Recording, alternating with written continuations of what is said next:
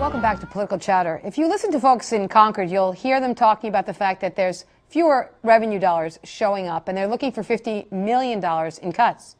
If you listen to people who are looking at how we spend our dollars, you'll realize that the criminal justice system is like a Pac-Man of the state budget, eating up more and more of the vital dollars that are necessary for all kinds of services serving our state. So, what are we talking about today? We're talking about House Bill 1623, the bill to reduce penalties for marijuana possession. What does marijuana have to do with the state budget? You'll find out. Joining me right now are two state representatives and a member of Law Enforcement Against Prohibition. We want to welcome back Andy Edwards. He is a state rep from Nashua. Thank you so much for sticking around. No problem, Marty. And we also have Richard Van Winkler, and you are a Law Enforcement Against Prohibition speaker. You are also with the Cheshire County Department of Corrections. So thank you for coming as well. My pleasure. And Representative Jeff Fontes, welcome to the program. Thank you. I'm going to start with you, Jeff, because you and Andy have something in common. You're both from Nashua. You're both very young. And yet you both decided that it was important for us to look at the whole question of not only what the criminal justice system was doing, but specifically as to the amount of usage someone might be using with marijuana and the kind of penalties that they may in fact be confronting. Tell me a little bit about your bill and why you think the time is now. All right, well, the bill, HB 1623, reduces marijuana penalties for possession only from a Class A misdemeanor, which right now the penalties for a Class A misdemeanor are up to a year in jail and a $2,000 fine. And what my bill does is it reduces that to a violation offense with a penalty of a $200 fine. And the reason that I introduced this bill is currently on the FAFSA form, the only crime that someone can commit that can jeopardize their eligibility for financial aid is a drug conviction.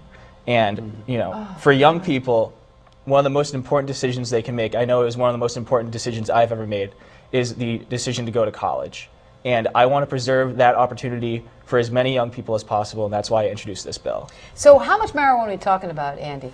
Up to 1.25 ounces. So we're not talking about a lot. No, we're not talking about selling marijuana drug dealers here. We're talking about people with enough for personal use, basically. We actually began the show with a letter to the editor, and the letter writer was supporting exactly what the two of you are doing and saying that it's a waste of money, it's harming families, it's harming kids, and the worst thing that you can do to someone of that age is to actually convict them of this, because it doesn't help them, it actually has the potential to destroy their life. So there is no question that this is an interesting thing, but I want to know something, Jeff.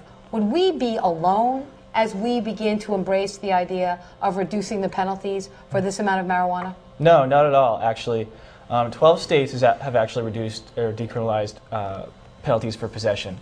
And this is a movement that started actually shortly after the drug war began with Richard Nixon. In 1972, Oregon was the first state to decriminalize. And from then we've seen up to 12 states decriminalize possession. Yeah. You're the interesting person on this stage. I know why these two are here, but I'm trying to figure out why you're here, Richard. Not only are you with Law Enforcement Against Prohibition, but as you mentioned before, you're with the Cheshire County Department of Corrections for a superintendent. You are here knowing exactly what happens as a result of the enforcement we're talking about. You are familiar with the kinds of people that have the book thrown at them. So tell me about your concerns, and why are you both here and supporting this legislation? Well, one of the interesting things that brings me here today is that I've been in law enforcement for 20 years. And so naturally, I see the different people, the various people that comes into the Department of Corrections. But late in my career, as I've been asked to be an adjunct faculty member and to teach at the college level justice studies, I begin to note that our texts that are being written and the supplemental readings that we do suggests to our students that the war on drugs is a failed policy, and that our criminal justice system is racist, and that there are disparities in how we sentence. And as a person who has given his life to the criminal justice system, I look on either side of that text to find out more about why do they think the war on drugs is a failed policy. I need to know more about this. Because you were enforcing that war. I'm enforcing it. Exactly. The students are asking for more information, and I'm not quite certain what to tell them. And I happen to be provided a 12-minute video from one of my state legislators. He said, "Have you ever heard of Law Enforcement Against Prohibition?" Now, this was just last fall. I said, "No, I haven't." He said, please take the time and review this video. It's only 12 minutes. This was last year? This is just like in November. Okay, okay, so you're new to this conversation. All right, this is actually good. I am probably one of the newest members that LEAP has, having joined in December of '07. But I viewed this video, and I was so intrigued by this 12-minute video that I contacted the Speakers Bureau and said, I need to have a speaker come to Keene State College and address not only my students, but all of the students that I can get together to hear this message, because this is absolutely incredible. And Law Enforcement Against Prohibition is a nonprofit organization. I'd like to give their website if I can. It's www.leap.cc. A nonprofit organization that was founded by Jack Cole and a few other members from law enforcement. They were undercover detectives, given their lives to the criminal justice system, and have personally been involved with the war on drugs. They have been in law enforcement when the war on drugs was declared. They've watched it escalate. They have come to the conclusion that after $1 trillion, after 40 years, when you look at the percentage of people who used at the beginning of it versus the percentage of people that use today, it is virtually flatlined. It is the same percentage of people that use. But when you look at the amount of money that the American taxpayer spends to make a difference, it skyrockets. You know, it's out of control. I'm listening to you, and I actually had interviewed Andy on the radio. And what I said to Andy is, let me talk about 3 very, very prominent individuals on the American political landscape, because I'm such a political animal. George Bush ostensibly may have used cocaine. We know that Barack Obama admitted to having drug use in his book, The Audacity of Hope. And Bill Clinton smoked it but didn't inhale. Do I believe him? I don't know. What do we know about the 3? They weren't convicted. Okay? They did it, but they weren't convicted. And as a result, they went to college, they went to law school, they are running for president of the United States. One, in fact, has become, 2 have become presidents of the United States.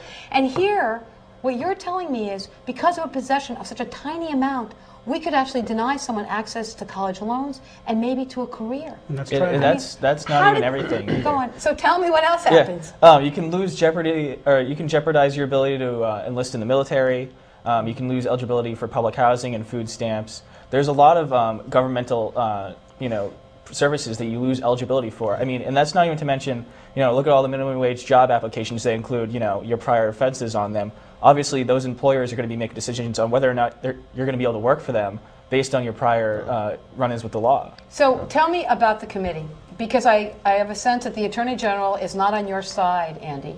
I have a sense that the chiefs of police are not on your side, Andy. That's right. I think the people that are afraid that somehow you're not tough on crime are not on your side, Andy. Yeah, so talk to me a little bit about the conversation that happened during the committee hearings. Well, I mean, our main angle was like, look, where do you want to be spending the money right now? Are we more worried about the solvency of our retirement system, or are we more worried about, paying to put people in jail, potentially, for consuming a drug that doesn't harm other people? And, I mean, given our state's current problems, I mean, that's a pretty strong argument, is that, this bill will save us money. It's an unfair penalty that doesn't match the nature of the crime, and the committee was generally receptive to that. And even though they're former and current law enforcement, they had a very open mind towards it, and were very hopeful about it. Rick, there is this hypocrisy issue. I mean, the reason I brought up Bush, Clinton, Obama, and I'm not sure, I haven't had a conversation yet with, I don't know what Rudy did. I don't think it didn't even come up in the conversation. What did you, but I bet you if they had to be honest, I always want presidential candidates to file 2 kinds of statements. One is a personal financial statement. The other one is a personal failure statement, okay? I would love to see it, because I think it would be shocking for the American people to realize how many of the people that we really admire will admit to doing this, and then it means that it's an accident and not a design. Why some people get the book thrown at them and others do not. And how do you explain that to a kid who suddenly realizes they can't go to college because of an ounce of marijuana, and some guy can become president after snorting coke? One of the things that's important for our message, our message from LEAP is, and we make sure that every audience knows this, we do not advocate the use of marijuana or any other drug. Right. That's not what it's about.